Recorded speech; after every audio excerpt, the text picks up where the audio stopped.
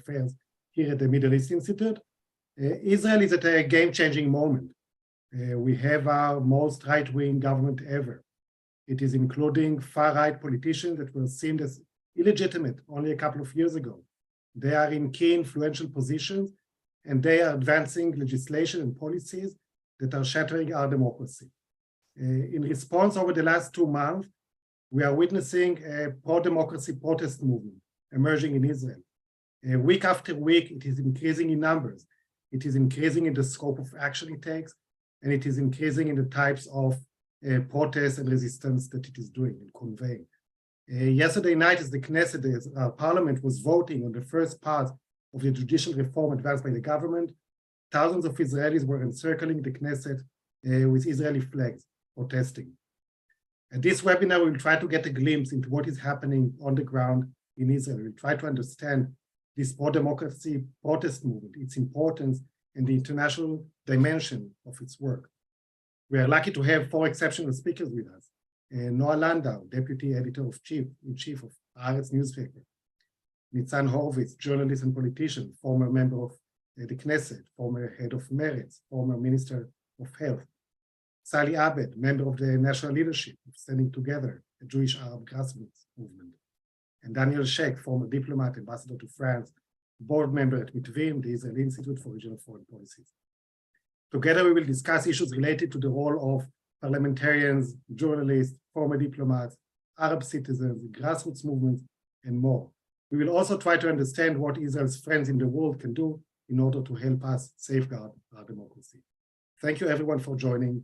Thank you to the MEI staff who's been helping out in producing that. And I will begin with you, Noah. The first question. We sense sometimes some gap in the sense of urgency between how Israelis look at what's happening in our society and how this is being perceived from abroad. We are talking about real danger to our democracy. Others saying, well, maybe this is exaggerated, maybe it's too early to call about that. As a journalist covering this development, this era, what is really happening on the ground? How significant do you think it is? Hi, everyone, and thank you for inviting me. The answer is very urgent, very dramatic. This is most certainly very serious. I don't remember, I don't think we ever had such a crisis in the political system itself in the country's short history. But yes, it's very serious. What's happening right now is that although we heard all these there were some sayings within the coalition that maybe they're willing to negotiate or talk about these so-called reforms that they're promoting in the judicial system. But what we saw last night is that no one is actually going to talk or negotiate or anything, because they just moved on and passed in the first reading the bills that are the most important part of this so-called reform, which is the amendments to the basic law of the judiciary, which basically changes the way that judges are being chosen in Israel, in a way that would, of course, allow the coalition to basically have full control on which judges to choose. And there's also another amendment that is a little bit more complicated, which is an amendment that will basically prevent the Supreme Court from meddling with basic laws. This is an amendment that also is supposed to benefit one of the specific members of the coalition, one of the ministers that had legal charges against him, Aryeh Deri. So this is also a personal law, but also, of course, very much ideological. And this is the first time in Israel's history that the government, and as you said, it's the most far-right government that we ever had, and also the most religious one, I think is also important to say, that they're challenging in that way the actual fundamental parts of the system itself. This is not about, just another right or left politics discussion. This is about the actual system, how the judges are being selected in Israel, and of course, the balance between the government and the judicial system. So yes, Nimrod, I think this is quite alarming. Thank you, Noah. Nitzan, we spoke about the Knesset, the parliament, and you spent some years over there. The current parliament is dominated by the loyalists of Netanyahu. Not only that, it lacks representation for the ideological left that you are part of. How important is the parliamentary scene for this protest against democracy? We saw pictures yesterday of opposition members, sharing jokes with Netanyahu before the vote.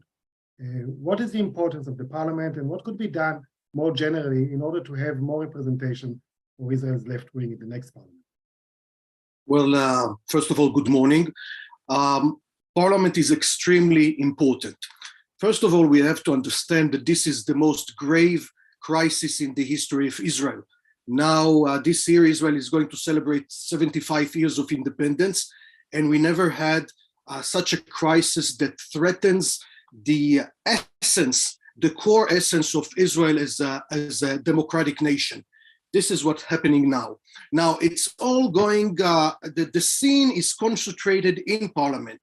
We're talking here about a group of laws that are being passed through parliament. Everything has to be voted in parliament. This is the Israeli system. We have only one parliament, one national parliament, and everything is happening there in the Constitutional Affairs Committee, in the plenary session, in the halls, everything is there. Now, it's true that the coalition has a majority. That is why it's called the coalition. They have the majority, but it's not such a huge majority. And I think, first of all, this majority could be and should be challenged. I remember as a Knesset member for many years, there are many things that can be done and should be done in order to halt the coalition, in order to threaten the coalition. I'm not talking just about parliamentary tricks, but about real resistance. First of all, you're right. There is no room for laughing and kidding around. This is the most serious crisis, and everybody should be aware of that. Second, we need our representatives in parliament to be present 24 hours a day, 7 days a week, all the time in parliament. I mean, really fighting for democracy, because once those laws are being voted, opposition would be just nominal. It wouldn't have real strength, and there would be no checks, no balances to the government. The government, the prime minister, would have unlimited power, unrestrained power. And now, so those parliamentarians still representing the opposition, almost 60, have to understand that they are like the last war between democracy and dictatorship. And so I don't think that to this moment, this understanding is really there. I mean, people are talking, people are aware to the gravity of the situation, but I don't see the resistance that I would expect to see in parliament. And it's not just a thing for the cameras, which is very important, but it's really working inside personally with each and every member of the coalition, trying to shake them a little bit. This should correspond with the pressure outside of parliament. We're talking here about huge demonstrations, unprecedented in Israeli history, shaking the country upside down. Those things should be targeted as well, personally, to specific members of the coalition, which could be sort of turned, okay? The Netanyahu and his supporters did this to us during our tenure in the last government, and they influenced several Knesset members, and they turned them because they pressured them. And this is what we should do now, to pressure each and every member of the coalition, because they should feel the heat. We're talking here about elimination, destruction of Israel's democracy. And so the gravity of the situation means that this should be felt each and every moment in parliament and outside parliament. Sally, I'm turning to you. For quite some years, we've been hearing that it's very difficult to get Israelis to the streets. People became accustomed to share their protests via Facebook posts and things like that. And all of a sudden, like Nitzan is mentioning, the largest number of Israelis are flocking to the streets several times a week from all over the country in different modalities. Standing together, I think, was one of the first movements that were mobilizing people for protests early on in December once the government was formed. So from your perspective, first, what is the key to success this time? Why are people actually going, people who never protested before? How could grassroots activism be leveraged to actually change? And can you also say something about the participation or lack of Israel's Arab citizens? Are they part of this protest movement? Are they taking part in the demonstrations or not? And if so, why? Nimrod, first of all, thank you for having us. Very important discussion, and I'm really glad of this amazing panel to be part of it. I'm going to say something that you're not going to like. Israelis do know how to mobilize, and this is not unprecedented. Back in 2011. We had more than at the peak of the social movement, social protest, we had over 500,000 people on the streets. So Israelis know how to get on the streets. The question is how, and the question is who's the protagonist in the political story? Who's us? Right. And I am afraid to say that the us that is portrayed right now, the people going on the streets right now, are people who have a very strong sense of ownership over Israel, over their country. And I'm going to be even more provocative and say these are the people that feel they always had the ownership, and they are the ones who always had the power. It's Ashkenazi, it's veterans, middle class, high-tech people. If you really look and you go to these protests, these are the people that you see. And unfortunately, it's a very, very narrow us. However, it's also a very vocal, powerful lead that is important to capitalize on and try to impact and widen that coalition and widen the voice of who's us. And that takes me really to the significance of grassroots and the participation of Palestinian citizens of Israel, which I think are very interlinked, because we are facing a very big question right now. We are in a junction, in a historical junction in many ways of that will define, in my opinion, not only the Israeli left, but it will also define Israel and Israeli democracy. I think when you say Israeli democracy for Palestinians in Israel, I think our relationship with that concept and with the concept of Supreme Court that passed us as Class B citizens in 2018 and has separated hundreds of families, Palestinian families, parts of the parents were Palestinian, non-Israeli citizens, and the others Israeli citizens with the citizenship law. All of these, and the same Supreme Court that, overlooks the demolitions of houses and maintains the occupation and maintains so many of the oppressive regimes that we face as Palestinians, both inside and outside the Green Line. So the question that we need to ask is, who's us? And that's where the grassroots movement comes, because I think we have the powerful tools of actually telling a different story and also building a different political current that is much needed in Israeli society. I'm afraid to say that even at the most optimistic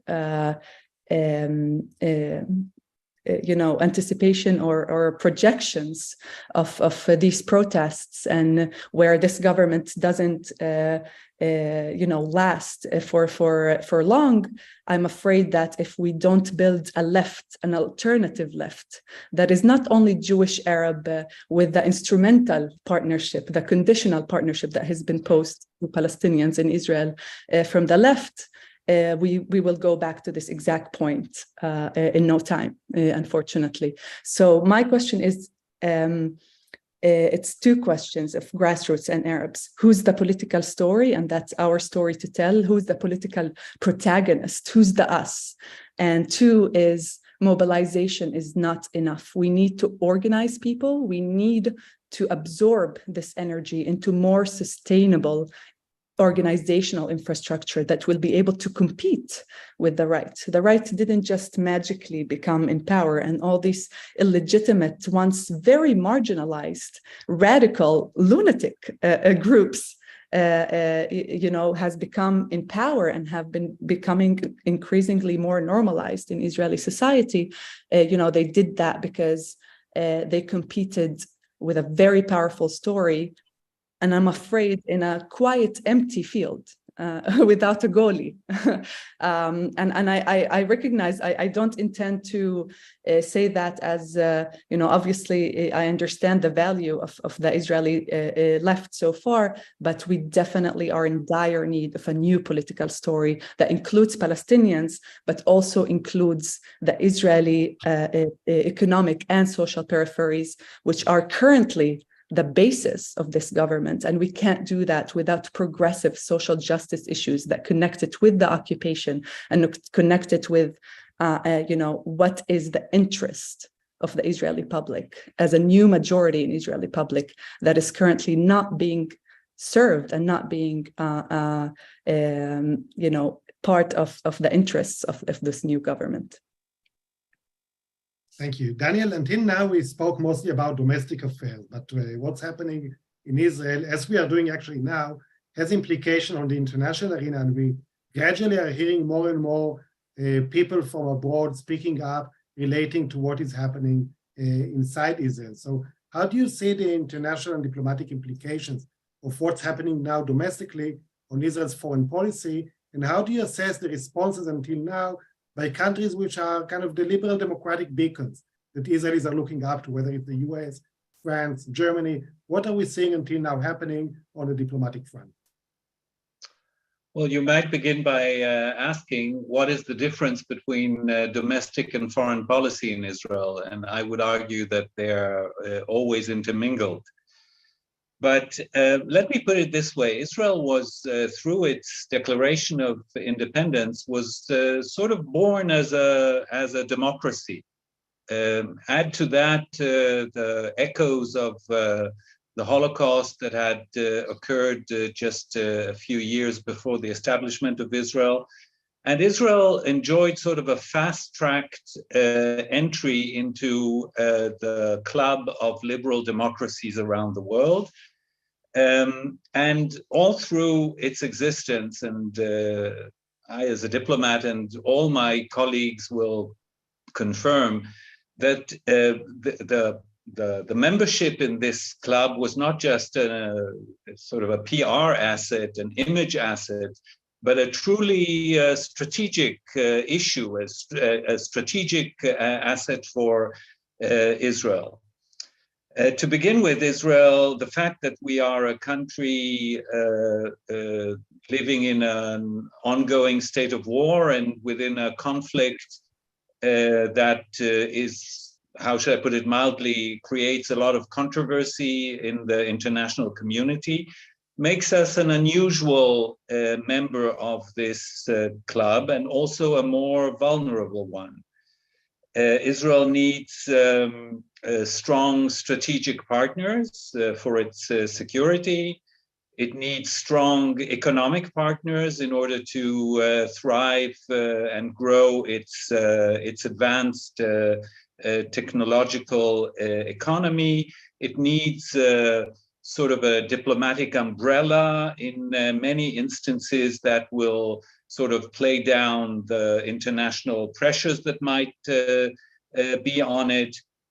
And all these elements are given to Israel in a large degree by the democratic camp.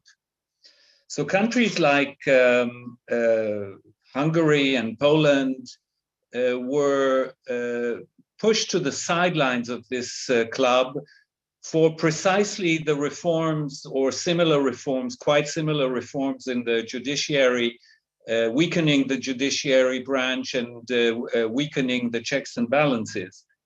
And Israel already is getting messages from the United States, from France, as you mentioned, and from others, that a significant weakening of these democratic pillars of its existence might have consequences. It's true that Israel was always under a very strong scrutiny by the international community. Some might argue that in a disproportionate and unreasonable way. But in this case, it's no longer just a scrutiny of what Israel does, but of what Israel is. And that is a huge difference, I'm afraid Mr. Netanyahu will find. It is already quite clear that in any contact that Prime Minister Netanyahu might have in the future with his colleagues, the heads of the states of the democratic countries, this will be a new item on the agenda, and it will be permanent, and it will be unpleasant. So that is something that that he has to get used to, that the character of Israel's regime will be on the agenda in all his international contacts. So some might ask, by what right? I mean, why would we allow these people to meddle with our internal affairs? It's our, and the right-wing spokespeople are saying exactly that. Just yesterday or the day before, an Israeli cabinet minister reacted to such voices from the United States by saying they should mind their own business. First of all, I would say that might be the problem, that they will mind their own business and no longer mind Israel's business, but that is a different story. But both President Biden and President Macron, both of them very good friends of Israel, spelled it out to Mr. Netanyahu by saying that the partnership that we have with these countries relies on two pillars. One is common interest, and the other is common values. And if one of these pillars is being undermined, then that might have consequences for our relations. And Israel might find very quickly that the line between being a member of this very exclusive club, I remind you, it's just over 30 countries out of close to 200 members of the UN. So the difference between membership in this exclusive club and becoming a pariah is much thinner than Mr. Netanyahu might think, and the repercussions for Israel standing in the international community might be catastrophic. Thank you. Noah, back to you. We are speaking with people from other countries who have went through similar processes, and time after time, we are hearing messages about the importance of media, of keeping media free, independent, empowering those that are saying things as it is, as they are. Haaretz, your newspaper, is taking quite a unique role, I think, in this period, very proactive, very clear, very engaged in the protest movement, reporting about it, fostering it. Can you tell us a bit on the position and doings of Haaretz, comparing it to how different other media outlets are responding to such events? What is the media landscape like in Israel these days? So first of all, it's true that in many countries that went through a anti-liberal democratic decline, we see that the media, but not only the media, also academia, are usually the two arenas after the judiciary. And regarding media, it's true that the Haaretz has been taking a very strong stand against these so-called reforms and in the front line of covering the protest and also supporting it in our stand. But we don't see it as something that is quite different from our position in our more than 100 years of journalism, because the Haaretz always took a stand for democratic liberal issues, including fighting against the occupation and any other democratic liberal cause.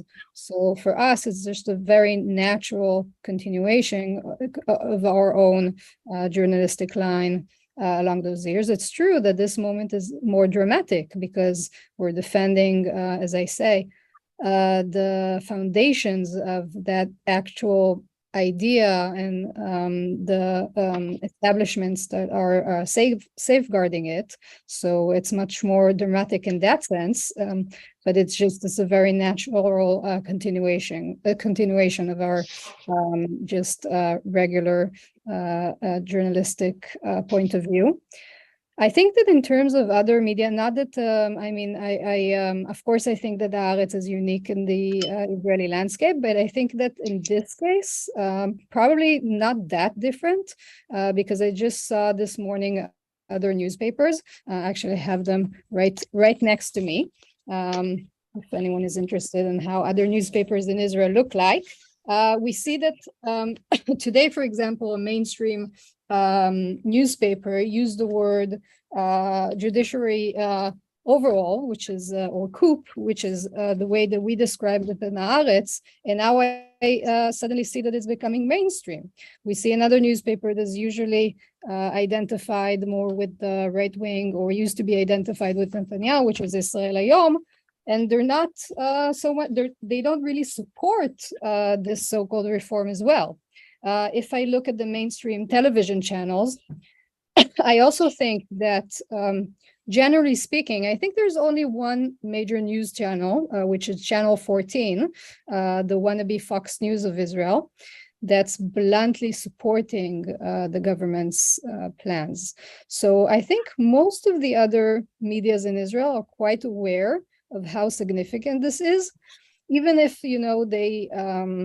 their language is a bit different. I still think that, generally speaking, it's pretty much, the mainstream is pretty much against it, or at least they are against the way that it's being done, which is also significant. Thank you.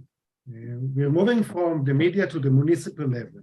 And Nitzan, you were involved in the municipal politics as well. And when you look to Hungary and Poland that were already mentioned, we saw that liberal mayors, and that also happened in Turkey, became a center for gravity of protest movement. They even came together and created this pact of free cities, in which mayors of liberal cities are working together, sometimes against their own governments, in order to advance liberal values. There are no Israeli mayors in this pact until now, but you do see municipalities in Israel stepping up and becoming quite vocal from early on after the establishment of the government, pushing back on different authorities related to budgeting, to discrimination, to education. What is the potential of the municipal level? Also taking in mind that in October or November, Israel will be going to the polls for municipal elections, and that may be creating some more potential for impact on that level. Please. And we can't hear you, Nitzan. Nitzan, you're on mute, Nitzan. Sorry. Well, first of all, Israel is a small country, and the system here is very centralized in the central government in Jerusalem. And so mayors and cities sometimes have less authority than their colleagues in other countries. But nevertheless, their role is extremely important. Since we're talking here about the government that is losing sense and is becoming dictatorship-like, well, the local authority gains more importance, especially on the issue of religious coercion, because this coup d'etat, judiciary coup d'etat, what is going on now in Israel is also focused very much on religious issues. Okay, we're talking here about extremely religious Orthodox political parties that are pushing many steps regarding promoting religious values in education, in the military, in the public arena, and specifically targeting the LGBT community, women, minorities like the Arab minority, etc. So we are talking here about issues that are, first of all, local, We're talking here about communities all around the country that are being threatened and targeted. So mayors have an important role, and we see more and more mayors like the mayor of Tel Aviv, the mayor of Hod Sharon, and other examples that are part of the process, and they are some of the most prominent speakers of the protest. And this is also very, very important. It is going to be even more important. This is going to be maybe the counterweight to this extremely undemocratic, non-democratic government. Since the parliamentary opposition, as we mentioned, is not extremely, how should I say, unified and strong and clear, well, mayors can play a bigger role, especially the mayors of big cities. Now, I'm not expecting the mayor of Jerusalem to take a stand against this coup, but the mayor of Tel Aviv, by all means, and other important mayors around the country, and they're doing this more and more so. Let me just remind you that the Union of Mayors in Israel already issued a very strong, very, very sharp statement against this move of eliminating democracy in Israel. And you are right. At the end of the year, we are going to have municipal elections all over the country. And I think that you will see in many places, it's already starting, local lists and local candidates advocating a resistance to the central government on those specific issues like LGBT, like women, like minority rights, like human rights, and especially education. Since the local governments in Israel, the local municipalities control part of the education system and finance part of the education system, they can play a role in avoiding the religious coercion from getting into the schools and the high schools and the kindergartens in their specific cities. We have some ministers in the government, unfortunately, advocating extreme and rude and brutal religious coercion, specifically into focusing on sort of secular kids, non-Orthodox kids in the education system. And mayors, if they're strong enough, they can resist and they can prevent it. So I think more and more mayors will do so, and I think more and more people, inhabitants of different cities, would demand their mayors to stand against the government plot and to stop interfering with their local education. Well, another consequence of that would be a call for, I wouldn't say separatism, but more and more people would like their kids to be out of the government school system, because it's going to be more and more religious, more and more nationalistic, and people would like their kids to have more democratic values. And so you'll see more and more sort of autonomous structures in education, in the youth movements, and other areas, culture, etc., etc. So this is going to be very significant, and this is a long process, because this government, unfortunately, is not going to fade away in a couple of months. It is going to be here for quite a long time, I think, and so we have to prepare for a long battle, and mayors are part of our most important battalion. Thanks. Thank you. Sally, I want to ask about the Israeli-Palestinian issue and how it relates to all of that. You know, and, when you go to the demonstrations now, occasionally you see Palestinian flags being waved here and there. And there was a lot of debate even within the protest movement, whether that's legitimate or not, whether it damages or helps the protest. But you always see a small group somewhere around a demonstration calling to end occupation and making the case that Israel cannot be a democracy until occupation does not end. A similar conversation, and you mentioned the 2011 protest in Tel Aviv on cost of living. There was a similar conversation about should these battles or struggles be mixed together. How do you see that? Before I get to the very obvious answer that, it's funny for me when we talk about Israeli democracy, when it has been maintaining an occupation, an apartheid for many, many years, for decades. So it's democracy for whom? We should all ask ourselves that. And I think before I get to that obvious answer, which I did briefly, I do want to explain that, it's not about Palestinian flags. I think it's much more than that, something that I think when I said the right has been playing in an empty field without a goalie, it's for two reasons. One, the left has been, if not overlooking the Palestinians in Israel, they have been extending conditional partnership. Be nice Arabs, don't be Palestinian, disconnect yourself from the cause for Palestinian liberation and for ending the occupation as a native non-Jewish citizens of Israel that are part of that other people that are being occupied by Israel.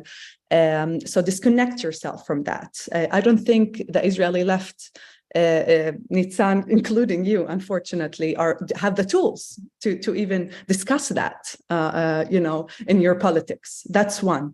And I think, and two, obviously, is just the failure to talk to the Israeli peripheries, economic and geographic, but that's not the question here.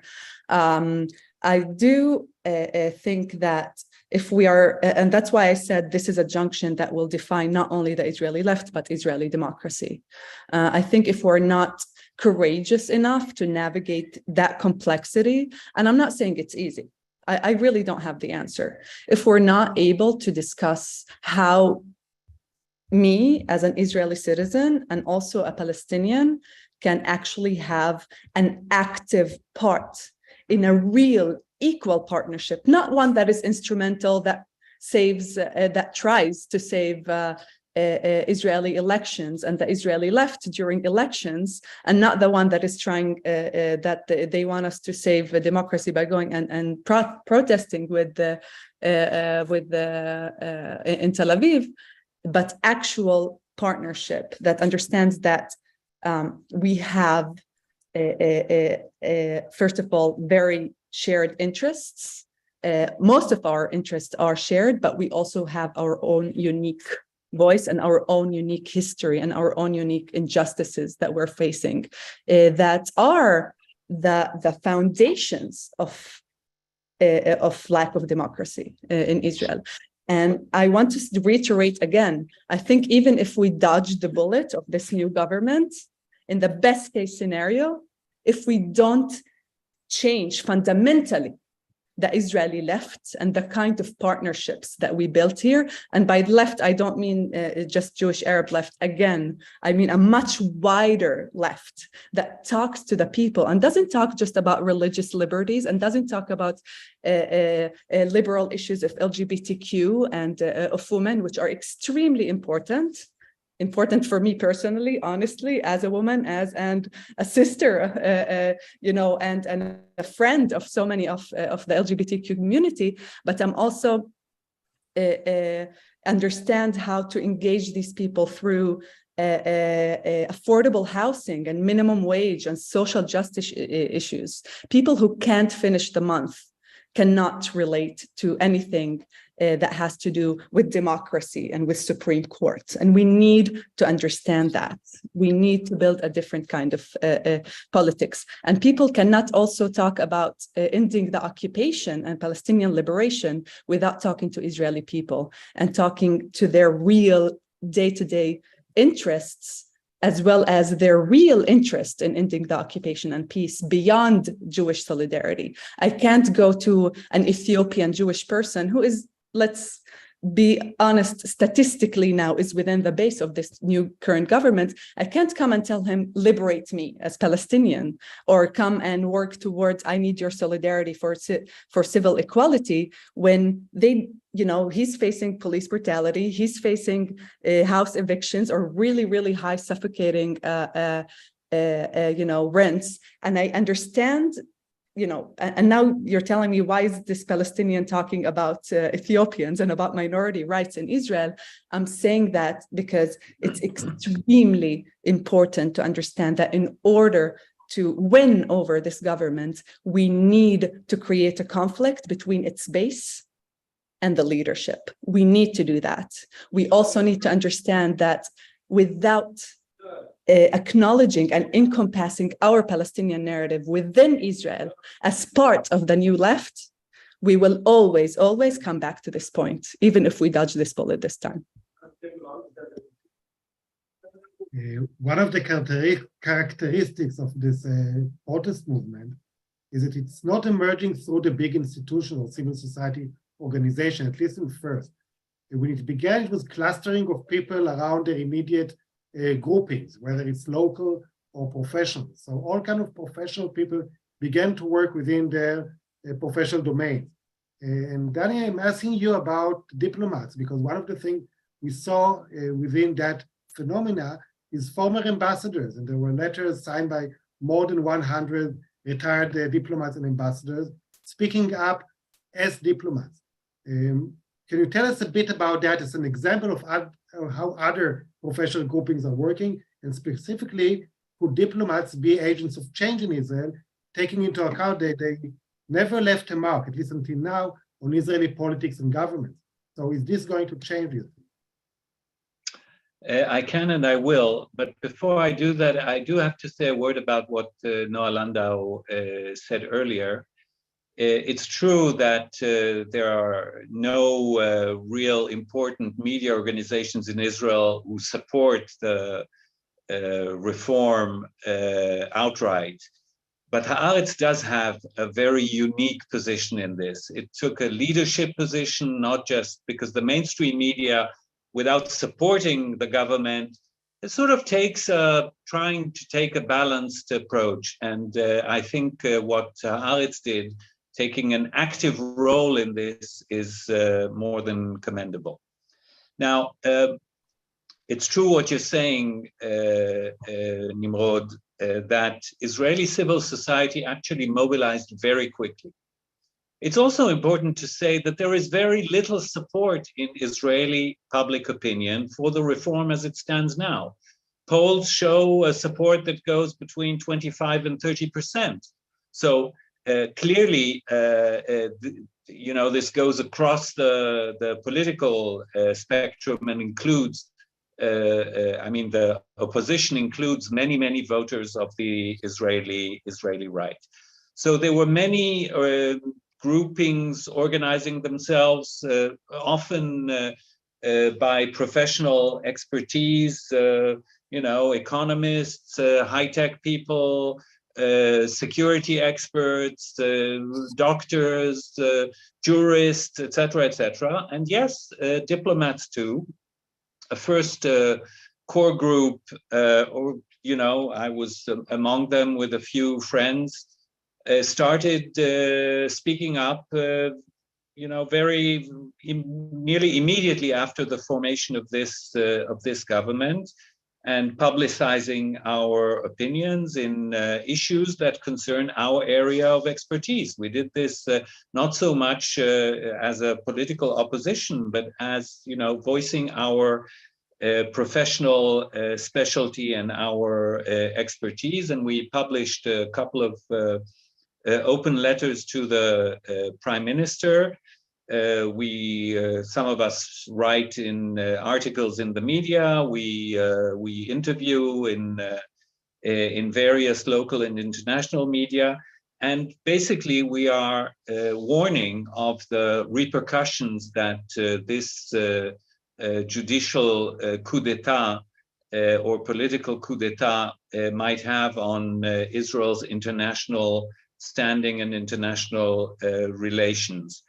As you mentioned, more than 100 of our colleagues signed these letters, and just give you a few examples of the issues that we raised. One was the repercussions on the international legal field, that a toughening of Israel's policies in the territories, but also the weakening of its judicial system might have.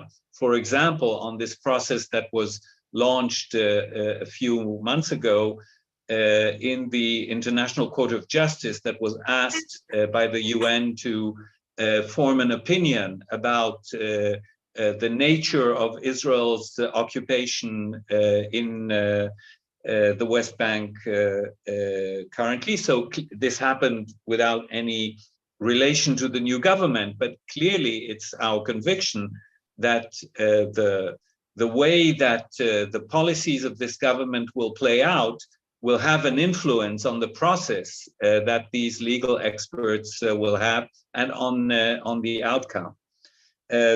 Another one was the possible, we warned of the repercussions of moving some of the powers in the management of the occupation from the military to a civilian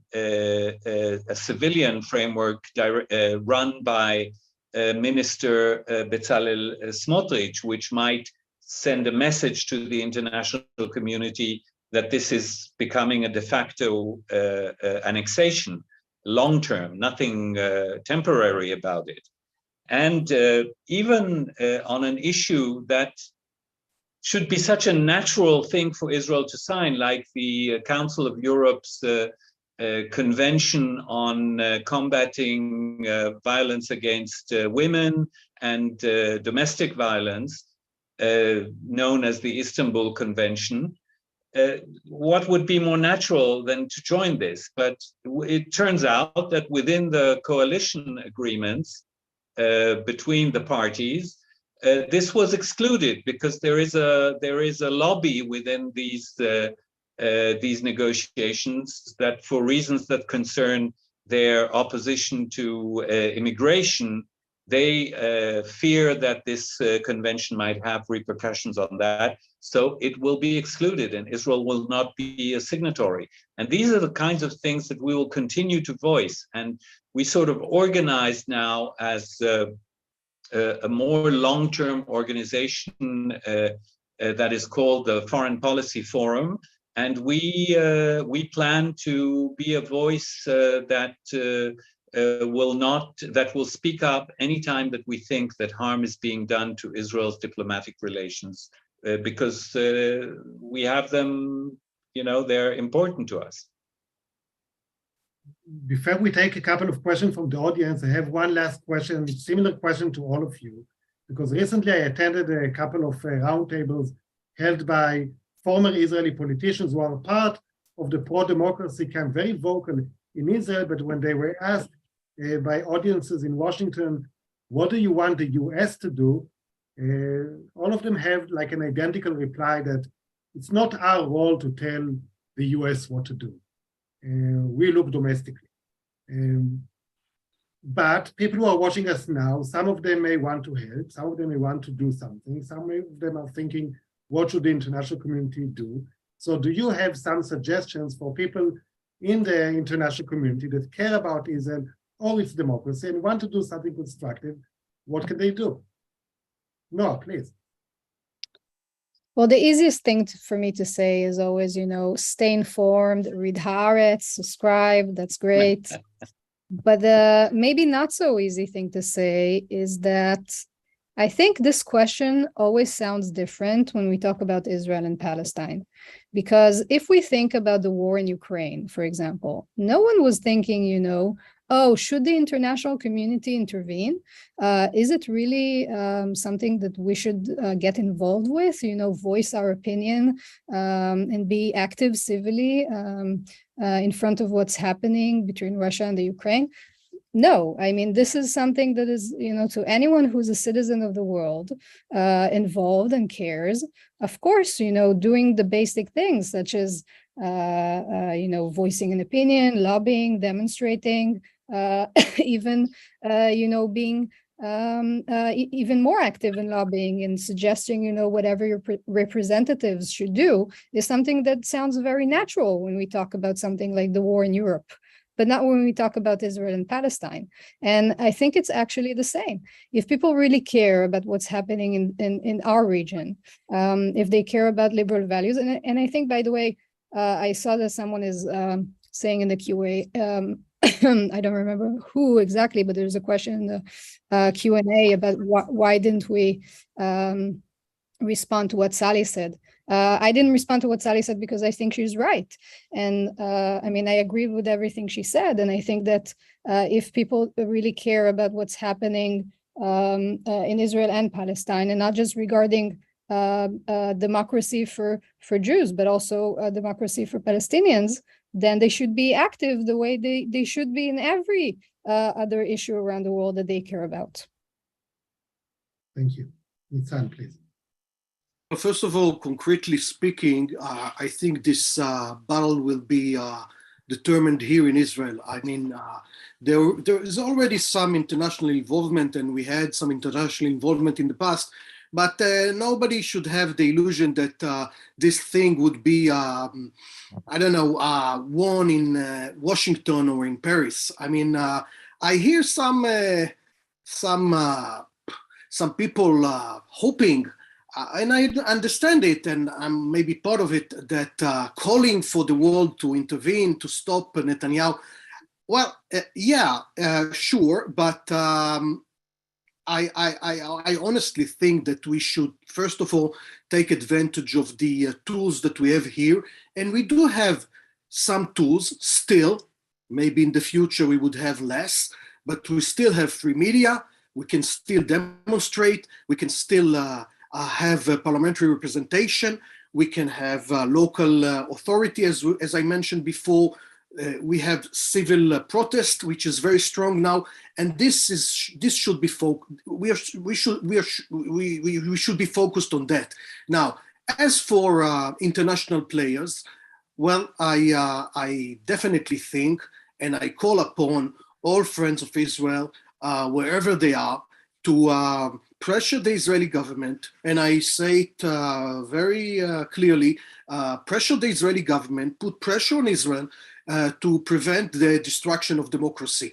Because you may say that Israel is not a democracy in any way because it has occupation of the Palestinians. And that is true, but it can be lots worse. So every time we have to remember, things can be described very harshly about apartheid in the occupied territories, etc., Gaza Strip. It can be even worse. And so to prevent things from going on the wrong direction, which would have catastrophic results for Israelis and Arabs, I think that the international community should play a role. And I said so also regarding the peace process. I was a staunch supporter of the involvement of Europe, the EU, the US, and other international players, the UN, in the peace process, because I believe that this is necessary. Again, we are in another junction, in another test for democracy here in Israel, and so it's also up to the international community to play a role. There is an important issue, which is the economy. Since Israel is an export-oriented economy, and much of our economic strength is tied with the world and with other important developed countries, there is a meaning for their voice, for their statements. For instance, I can recall the statement by the President of France, Emmanuel Macron, which was echoed in Israel, and I think this is important. So also the economic partners of Israel and all those who have all sorts of connections with us should raise their voice and speak for democracy. Thank you. Sally, please. Thank you. I couldn't agree more with you, Nitzan Horowitz. I think it's definitely on us, with all that, the solidarity, and I absolutely agree that there's a lot internationally that can help, that can create pressure, that can incentivize, that can push. But if we are unable to build, we need to build the political will, the political capital within the Israeli public to actually resist this. And by resist this, I mean much beyond, as I said before, much beyond stopping the judiciary overhaul. I can't agree more. The second thing I would say is, and I always say that as a Palestinian who's extremely critical, is don't demonize. Don't demonize the Israeli left. I am extremely critical of the Israeli left. However, I am also greatly appreciated of the decades of the work that they did to maintain many of the limited and conditional, as I said before, but also only spaces for Palestinians and for Jewish Palestinians together to work around certain issues. We wouldn't be where we are. I wouldn't be where I am right now if the Israeli left didn't maintain many of the spaces that I work within right now. So let's not demonize. That's the first thing. We can criticize and we can try and build beyond that. Which I definitely think we need, but let's not demonize. The second thing, don't demonize the people. When I go and I talk to Palestinian solidarity people, I say the controversial thing that if you are pro-Palestinian liberation, you're necessarily pro-Israeli people, without understanding and looking at the interest of the Israeli people. Then you are basically ignoring the fact, the necessity that we need to build political will within the Israeli public to end the occupation and to maintain a democracy, or whatever you want to call it, a regime that will actually get us closer to a just peace, a peace that is just for both people and for everyone to live equally and freely in our homeland. That's the first thing. I think the second thing is, I do think that the international community has a role to play in understanding how to look at this issue from, and I guess it does relate to my first point of not demonizing, of looking at this issue as looking at the people on the ground, on the grassroots. I do think that's going to sound very selfish. There is amazing shared society and joint struggle that we are really trying to navigate the complexities of this situation that we are dealing with here, which is so intertwined, which is so complex. Someone now mentioned Mizrahim. That's like a whole other story, right? Which is so heavily related to the Palestinian issue as well. There's so many parallels of what we can do to build this new kind of resistance, at this new kind of coalition that we need to reimagine. And that's what I want to say. Just look at the grassroots that is building of, just imagine, let's all of us just build our political imagination of what is possible in Israel, Palestine, which I think is so much more than what we have talked about or what we have been told so far. And I really, really invite everyone to just go into that space of political imagination, of a new majority, of the simple fact that the majority of the people that live here have the interest, that shared real interest in living in prosperity, in peace and security, in freedom, in our own homeland, and in equality. And I invite everyone to that space without that binary and dichotomy and zero-sum game. Danny, please. Well, yes, of course it's on us. And of course, the work has to be done within Israeli civil society and political frameworks and et cetera, et cetera. But I strongly believe that the outside world is more than just a little piece in this mosaic, and that there is a real role. And I'd like to put it in two contexts. The first one is, whoever knows Netanyahu a little bit knows that there's always been sort of a balance that he tries to strike, or a competition between Netanyahu the politician and Netanyahu the statesman. Because it's not as if he doesn't understand that there is a price to pay internationally, and he doesn't know that there is an importance to Israeli foreign relations that go beyond just, nice to have, but that they're part of Israel's national security. He knows all this all well. But there is this constant fight between the politician giving in to pressures from coalition partners and pressures from the outside. And that fight has to be fought. So I would expect our partners and friends in the international community to make sure that this government, headed by Benjamin Netanyahu, understands that there will be a cost, there will be a price to pay internationally if he goes on with this catastrophic process. The second thing is, and this is addressed more to people, not world leaders.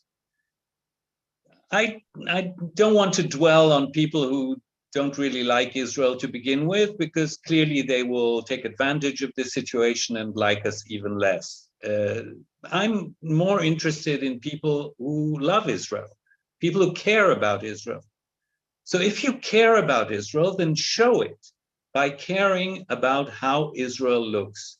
I think, Jewish communities, but also non-Jewish friends of Israel, they have a right to speak up when they see a real emergency emerging in this country. I'm not looking for unconditional support. I never liked unconditional supporters. I want convinced supporters, people who understand why they support us. And if one of the reasons they support us is because we are a sister democracy and because they appreciate the values that Israel has been created by, then they should speak up. Thank you. We're turning to one last round of questions from the audience, and there was a lot of engagement in the Q&A and chat. And I thank all of those who have posed a question. I tried to cluster them in a way that will enable us to relate to as many of them, and I will point out to the key questions that were raised, or the key topics, and let you, in the final round, relate to those topics that you feel you have much to contribute to. The first cluster is about chances for political change in Israel, and there are questions about, Nitzan, how can your party make an impact if it's not in parliament? There was a question about prospects for the government actually collapsing in one scenario or another. And there was a question about how do we change the atmosphere, the political atmosphere, which is currently very much tilted to one side of the political map. So one cluster of questions about prospects for political change. There was another cluster dealing with the Palestinian issue, questioning, will this government take things to the direction of annexation, escalation, or are we going to see even more difficulties for Palestinians living under Israel of a new nature? So the question of the impact of this government on what's happening on the Israeli-Palestinian interface. And the third is about the nature of the protest movement, and some people specifically wanted to address, what Sally said, how much does it resonate? And Noah, you already referred to that, but what do others think about what Sally said, and issues like the involvement of the Sephardi's, or this pro-democracy movement being an elitist project, or what is the role of Jews in the diaspora? Should they also go and protest in their own capitals, etc.? What is the nature of this movement? I think these three clusters are the major ones that were posed in the Q&A. Let's do a final round. We don't have lots of time, so pick and choose what you want to address. Noah, you can go first. Well, I have to go first. Maybe you can choose one for me. Political change. Okay, so let me say this. Since we are talking here about a very dramatic crisis, it's an uncharted territory for us. We are not used to this. All along Israel's history, different governments, including Netanyahu's different governments, respected the basic rules of the game. Let's put it this way. Okay, they respected the Supreme Court. They respected the place of Parliament. They respected more or less, but still, you know, basic respect for civil society institutions, the security services, etc., etc. Now the whole structure is shaken by this new government, and we're facing a situation that we never faced before. And so everything can happen. My most optimistic scenario, and it's just a scenario, I'm not saying I'm optimistic, but if we're trying to be optimistic, if we try to be optimistic, if pressure continues and escalates, and some Knesset members within the coalition would feel the pressure, also from their own local communities, even from their own families, maybe, from their own specific personal situation, maybe, and they could be turned, it's enough even for 2 members of Knesset, so that would enable the opposition to get stronger and to pressure the government, and so maybe some of the changes would be avoided. Maybe this is a scenario. Another path is through the president's efforts. President Herzog is trying to mediate and come up with sort of a compromise. Personally, I don't think it's a good compromise. It's a submission. He's accepting Netanyahu's main demands. But if this sort of negotiation leads to a decent compromise, but a real one, a true one, well, that could be a way out of the crisis. By the way, I do not believe in that way. I think we're dealing with a bunch of bullies, and in their current situation, they are so full of this sense of power that it's really pointless of talking to them. We have to put more pressure, and maybe then they will be willing to really make a real compromise. So we're talking here on the short term, a future, about increasing protests, more and more so, more and more pressure from the world. And by all means, yes, Jewish communities, by all means, if we see this country as Jewish and democratic, and we come from the point of view that favors relations with Jews around the world, then Jews around the world can play a role by all means. This is very important for many Israelis. We all have families overseas. And so this could be also an arena for a strong protest. So I do not believe, realistically speaking, in a compromise that would be, I don't know, made in the coming weeks. I don't think this is possible right now.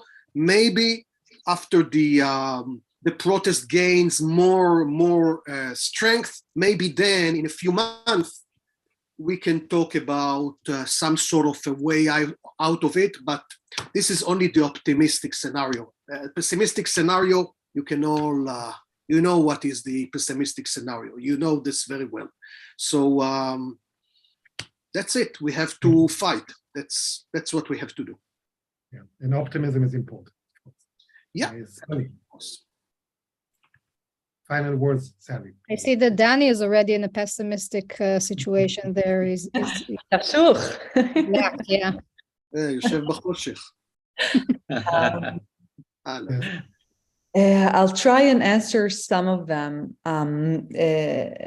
First of all, the very first one, I don't think this government is categorically different than the other ones in terms of there's definitely a very dangerous escalation. However, it's not categorically different than the de facto policies and regime that Palestinians have, especially non-citizen Palestinians have experienced. They talk about annexation, they talk about things that are already here. Even within Israel, we see, there are houses being demolished in Akka and in Lud and in Jaffa. Yeah, let's not. And there's, very, very deliberate settler movements that moved basically from the West Bank, and we're like, okay, we won the West Bank, right? The two-state solution is dead. The Palestinian state is dead. Let's move to the mixed cities, and we see that it's happening. And obviously, they have a free pass, and long before this government. So the de facto, I don't think there's a categorically difference in that sense. So that's the first question. I do think that, so there was another question that I wanted to answer. My apologies. About building, the prospects. I think that a lot of us now mentioned the fact that the new coalition, the new government, doesn't want to negotiate, and we should all ask ourselves, why should they? Yes, they are a bunch of bullies. And why should they? They have the critical mass of people. They have the support. They have the base, which the current protests, by the way, is completely isolating. I think if most of the people here are Americans, you would be familiar with the phrase basket of deplorables, right? What that Hillary Clinton said about the people that voted Trump in. I think a lot of the protests right now, that's what they're saying. The us they are including is the enlightened, moral, secular, Tel Aviv center veterans. They fought for the country.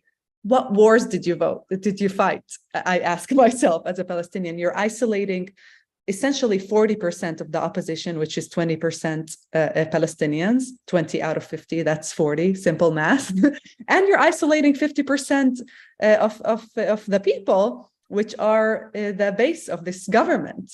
With this, so the prospect of the mass of the protests right now, unless things drastically change, are not very good. With that being said, I do think that there is an opportunity to create, as I said before, a conflict between the government and its base right now, because believe it or not, things are really bad economically and socially here. People are really suffering here, and this government has no solutions. We are also seeing the escalations. We're seeing the cycles of violence that are happening. And obviously, it's incomparable to what the Palestinians in the West Bank and in Gaza are enduring, and in East Jerusalem. But people in Israel are also paying a toll of insecurity, of lack of security, and this cycle of violence. And the right has no answers. Ben Gvir, his only answer is collective punishment. Let's even push them even further. And that only brings even more violence and even more perceived threat to Israelis. And I think this is exactly the opportunity to create the conflict with this government, to actually secure back the majority towards us and build a different story in Israel. So my prospects is, I don't know about this government. I do see the opportunity.